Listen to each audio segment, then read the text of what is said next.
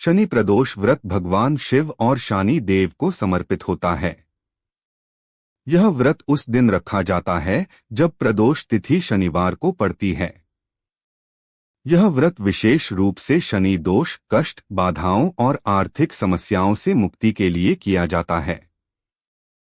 शनि प्रदोष व्रत करने का महत्व। जीवन के कष्टों और शनि की 7.5 ढैया के प्रभाव को कम करने के लिए, धन, सुख, समृद्धि और मानसिक शांति की प्राप्ति के लिए, वैवाहिक जीवन में सुख और संतान प्राप्ति के लिए, पापों का नाश और मोक्ष की प्राप्ति के लिए, भगवान शिव की विशेष कृपा प्राप्त करने के लिए। मान्यता है कि इस दिन सायंकाल के समय भगवान शिव और माता पार्वती कैलाश पर आनंद तांडव करते हैं और जो भक्त उस समय पूजा करता है उसकी सभी मनोकामनाएं पूर्ण होती हैं। शनि प्रदोष व्रत के नियम। प्रातः ब्रह्मा मुहूर्त में उठकर स्नान करें। घर और पूजा स्थान को स्वच्छ रखें। दिन भर फलाहार या निर्जला व्रत रखें, स्वास्थ्य अनुसार। क्रोध, झूठ, अपशब्द और नकारात्मक विचारों से दूर रहें। काले तिल, सरसों का तेल और उड़द दान करना शुभ माना जाता है। शाम को प्रदोष काल, सूर्यास्त से लगभग 1 घंटा पहले और बाद का समय में पूजा करें। व्रत कथा अवश्य सुने या पढ़े। शनि प्रदोष व्रत पूजा विधि संकल्प। स्नान के बाद भगवान शिव के सामने व्रत का संकल्प लें। मैं अपना नाम शनि प्रदोष व्रत रखकर भगवान शिव और शनिदेव की कृपा प्राप्त करना चाहती हूँ। पूजा सामग्री।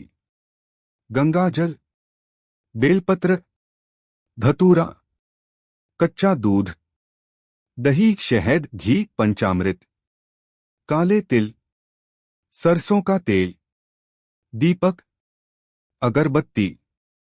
शिव अभिषेक। शिवलिंग पर जल, दूध, दही, शहद, घी अर्पित करें। ओम नमः शिवाय मंत्र का 108 बार जप करें। शनिदेव पूजन। शनिदेव को सरसों का तेल, काले तिल और नीले काले फूल अर्पित करें। ओम शं शनैश्चराय नमः मंत्र का जप करें। भगवान शिव और शनिदेव की आरती करें। परिवार के सुख शांति और समृद्धि की प्रार्थना करें। व्रत पारण। अगले दिन प्रातः स्नान कर भगवान शिव की पूजा के बाद सात्विक भोजन करें। जरूरतमंदों को दान दें। शनि प्रदोष व्रत से मिलने वाले लाभ। शनि दोष शांति, रोग और कष्टों से मुक्ति, धन और पद में वृद्धि, पारिवारिक सुख शांति, आध्यात्मिक उन्नति। शनि प्रदोष व्रत कथा।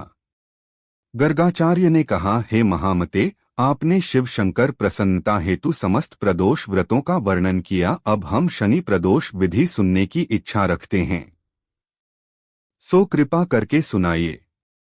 तब सूत जी बोले, हे ऋषि, निश्चयात्मक रूप से आपका शिव पार्वती के चरणों में अत्यंत प्रेम है। मैं आपको शनि त्रयोदशी व्रत की विधि बतलाता हूँ, सो ध्यान से सुने। एक निर्धन ब्राह्मण की स्त्री दरिद्रता से दुखी हो शांडिल्य ऋषि के पास जाकर बोली, हे महामुने, मैं अत्यंत दुखी हूँ, दुख निवारण का उपाय बतलाइए। मेरे दोनों पुत्र आपकी शरण में हैं। मेरे ज्येष्ठ पुत्र का नाम धर्म है, जो कि एक राजपुत्र है, और लघु पुत्र का नाम शुचिव्रत है। अत हम दरिद्र हैं, आप ही हमारा उद्धार कर सकते हैं। इतनी बात सुन ऋषि ने शिव प्रदोष व्रत करने को कहा। तीनों प्राणी प्रदोष व्रत करने लगे। कुछ समय पश्चात प्रदोष व्रत आया, तब तीनों ने व्रत का संकल्प लिया। छोटा लड़का, जिसका नाम शुचिव्रत था, एक तालाब पर स्नान करने को गया तो उसे मार्ग में स्वर्ण कलश धन से भरपूर मिला। उसको लेकर वह घर आया। प्रसन्न हो माता ने कहा कि माँ, यह धन मार्ग से प्राप्त हुआ है। माता ने धन देखकर शिव महिमा का वर्णन किया। राजपुत्र को अपने पास बुलाकर बोली, देखो पुत्र, यह धन हमें शिव जी की कृपा से प्राप्त हुआ है। अत प्रसाद के रूप में दोनों पुत्र आधा आधा बांट लो। माता का वचन सुन राजपुत्र ने शिव पार्वती का ध्यान किया और बोला, पूज्य, यह धन आपके पुत्र का ही है, माँ इसका अधिकारी नहीं हूँ। मुझे शंकर भगवान और माता पार्वती जब देंगे तब लूंगा। इतना कहकर वह राजपुत्र शंकर जी की पूजा में लग गया। एक दिन दोनों भाइयों का प्रदेश भ्रमण का विचार हुआ। वहां उन्होंने अनेक गंधर्व कन्याओं को क्रीड़ा करते हुए देखा। उन्हें देख शुचिव्रत ने कहा, भैया अब हमें इससे आगे नहीं जाना। इतना कह शुचिव्रत उसी स्थान पर बैठ गया। परंतु राजपुत्र अकेला ही स्त्रियों के बीच में जा पहुंचा। वहां एक स्त्री अति सुंदरी राजकुमार को देख मोहित हो गई और राजपुत्र के पास पहुंचकर कहने लगी कि हे सखियों, इस वन के समीप ही जो दूसरा वन है, तुम वहां जाकर देखो, भांति भांति के पुष्प खिले हैं, बड़ा सुहावना समय है, उसकी शोभा देखकर आओ। माँ यहाँ बैठी हूँ, मेरे पैर में बहुत पीड़ा है। ये सुन सभी सखियां दूसरे वन में चली गईं। वह अकली सुंदर युवती ने मोतियों का हार राजकुमार के गले डाल दिया। राजकुमार हार को स्वीकार करते हुए बोला कि हे भद्रे, मैं आपका प्रेमोपहार स्वीकार कर लिया है, लेकिन मैं निर्धन हूँ। राजकुमार के इन वचनों को सुनकर गंधर्व कन्या बोली कि मैं जैसा कह चुकी हूँ वैसा ही करूंगी। अब आप अपने घर को जाएं। इतना कहकर वह गंधर्व कन्या सखियों से जा मिली। घर जाकर राजकुमार ने शुचिव्रत को सारा वृतांत कह सुनाया। जब तीसरा दिन आया, वह राजकुमार शुचिव्रत को लेकर उसी वन में जा पहुंचा। वहीं गंधर्वराज अपनी कन्या को लेकर आ पहुंचा। इन दोनों राजकुमारों को देख आसन दे कहा कि मैं कैलाश पर गया था। वहां शंकर जी ने मुझसे कहा कि धर्मगुप्त नाम का राजपुत्र है जो इस समय राज्य विहीन निर्धन है, मेरा परम भक्त है। हे गंधर्वराज, तुम उसकी सहायता करो। मैं महादेव की आज्ञा से इस कन्या को आपके पास लाया हूं। आप इसका निर्वाह करें। मैं आपकी सहायता कर आपको राजगद्दी पर बिठा दूंगा। इस प्रकार गंधर्वराज ने कन्या का विधिवत विवाह कर दिया। विशेष धन और सुंदर गंधर्व कन्या को पाकर राजपुत्र अति प्रसन्न हुआ। भगवत कृपा से वह समयोपरांत अपने शत्रुओं को दमन करके राज्य का सुख भोगने लगा। बोलिए शनिदेव की जय, भगवान भोलेनाथ की जय। उसी राज्य में उज्जैन नगरी में एक अत्यंत निर्धन ब्राह्मण रहता था। वह भगवान शिवा का परम भक्त था, परंतु उसके जीवन में दुखों की कोई कमी नहीं थी। उसकी पत्नी भी सरल और धर्मपरायण थी। दोनों प्रतिदिन शिवालय जाकर पूजा करते, पर घर में अन्न का एक दाना भी कभी कभी नसीब होता था। ब्राह्मण की एक ही इच्छा थी, उसका पुत्र विद्वान बने और परिवार का सहारा बने। परंतु भाग्य को कुछ और ही मंजूर था। उसका छोटा पुत्र अक्सर बीमार रहने लगा। घर में धन नहीं था, इलाज संभव नहीं था। ब्राह्मण रात भर शिवलिंग के सामने बैठकर प्रार्थना करता, हे भोलेनाथ, आप ही मेरे रक्षक हैं, मेरे दुखों का अंत कीजिए।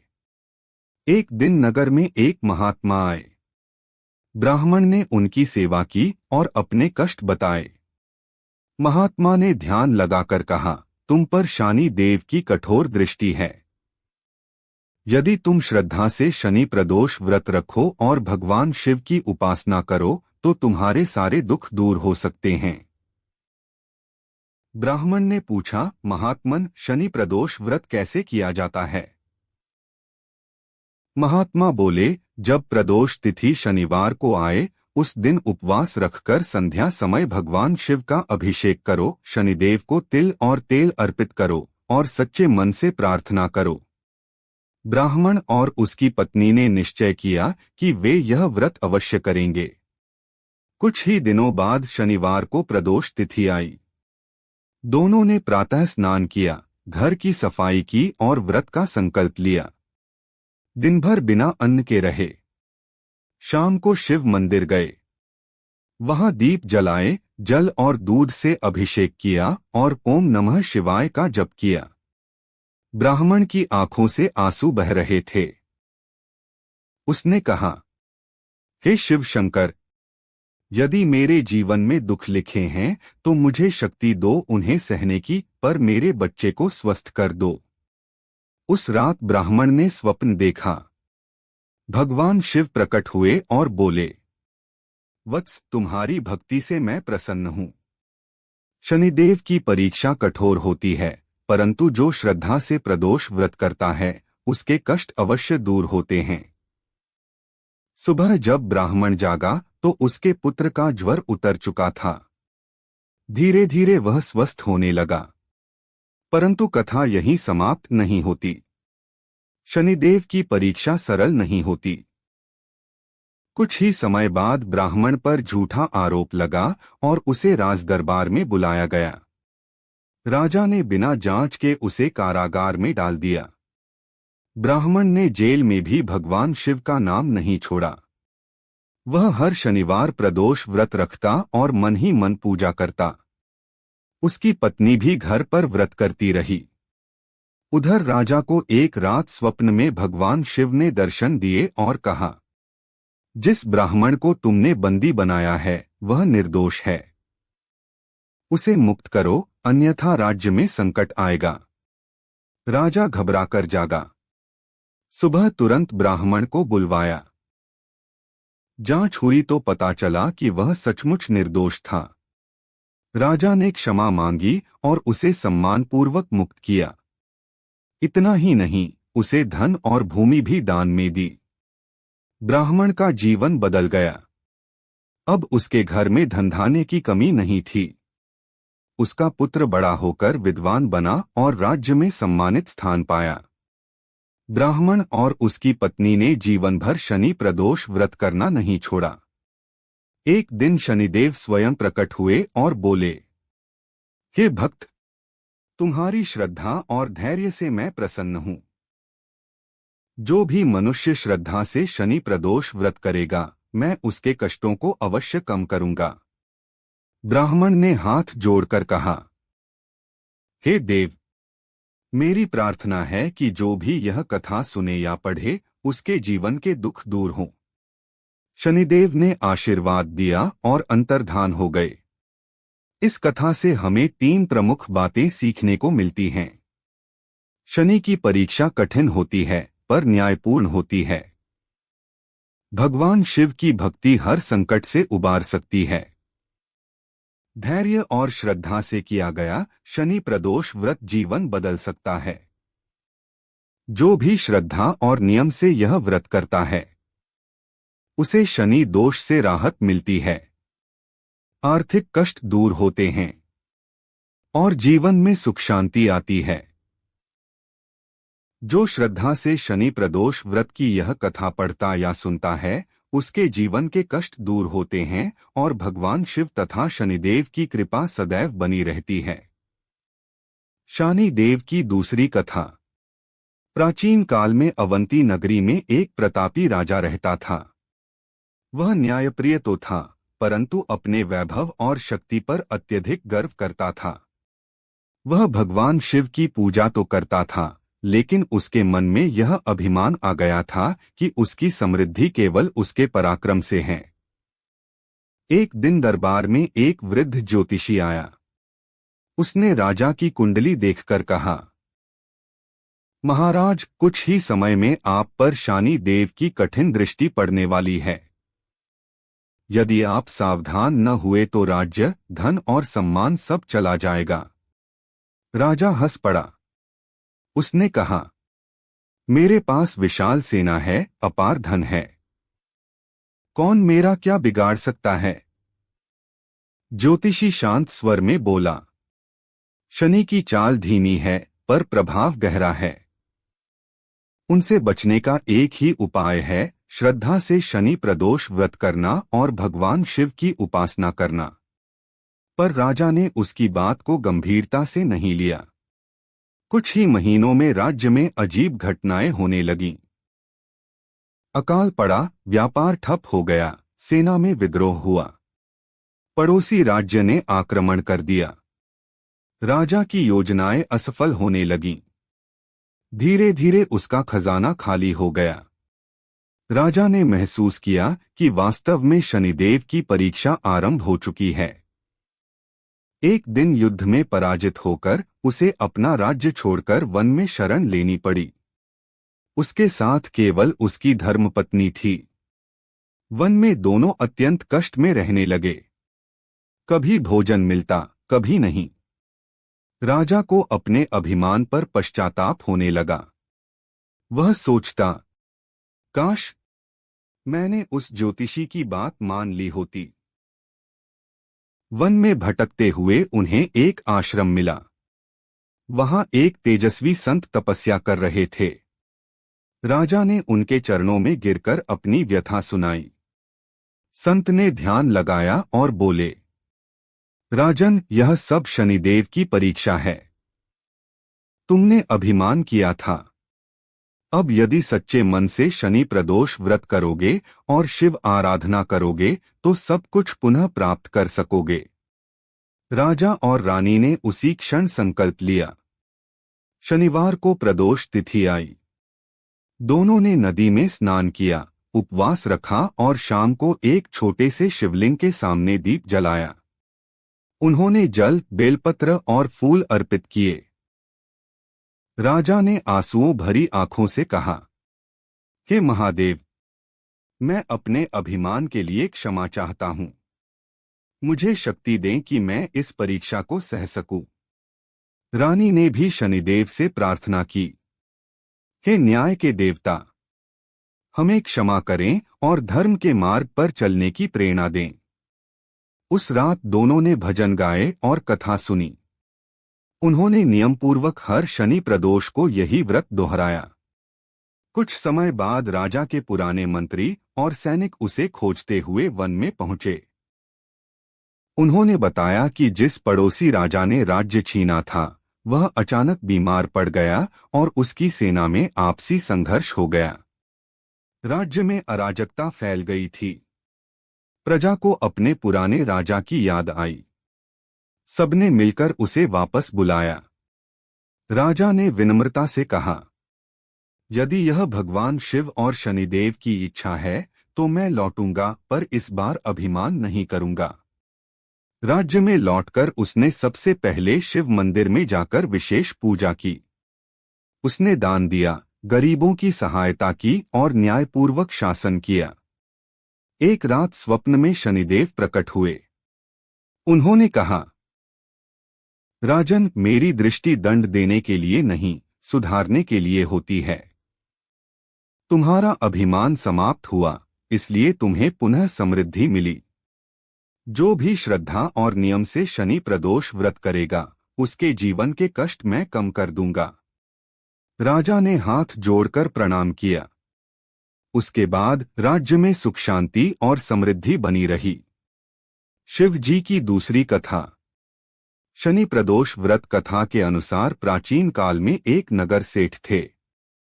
सेठ जी के घर में हर प्रकार की सुख सुविधाएं थीं, लेकिन संतान नहीं होने के कारण सेठ और सेठानी हमेशा दुखी रहते थे।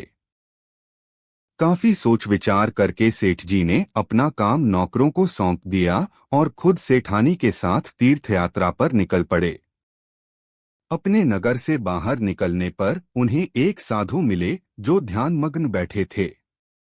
सेठ जी ने सोचा, क्यों न साधु से आशीर्वाद लेकर आगे की यात्रा की जाए। सेठ और सेठानी साधु के निकट बैठ गए। साधु ने जब आंखें खोलीं तो उन्हें ज्ञात हुआ कि सेठ और सेठानी काफी समय से आशीर्वाद की प्रतीक्षा में बैठे हैं। साधु ने सेठ और सेठानी से कहा कि मैं तुम्हारा दुख जानता हूं। तुम शनि प्रदोष व्रत करो, इससे तुम्हें संतान सुख प्राप्त होगा। साधु ने सेठ सेठानी प्रदोष व्रत की विधि भी बताई और शंकर भगवान की निम्न वंदना बताई। हे रुद्रदेव शिव नमस्कार। शिवशंकर जगगुरु नमस्कार। हे नीलकंठ सुर नमस्कार। शशि मौली चंद्र सुख नमस्कार। हे उमाकांत सुधी नमस्कार। उग्रत्वरूप मन नमस्कार। ईशान ईश प्रभु नमस्कार। विश्वेश्वर प्रभु शिव नमस्कार। दोनों साधु से आशीर्वाद लेकर तीर्थयात्रा के लिए आगे चल पड़े। तीर्थयात्रा से लौटने के बाद सेठ और सेठानी ने मिलकर शनि प्रदोष व्रत किया, जिसके प्रभाव से उनके घर एक सुंदर पुत्र का जन्म हुआ और खुशियों से उनका जीवन भर गया। आप सभी के ऊपर शनि देव और भगवान शिव की कृपा बनी रहे। आप सभी को मेरी वीडियो अच्छी लगी हो तो लाइक शेयर, चैनल को सब्सक्राइब करें और कमेंट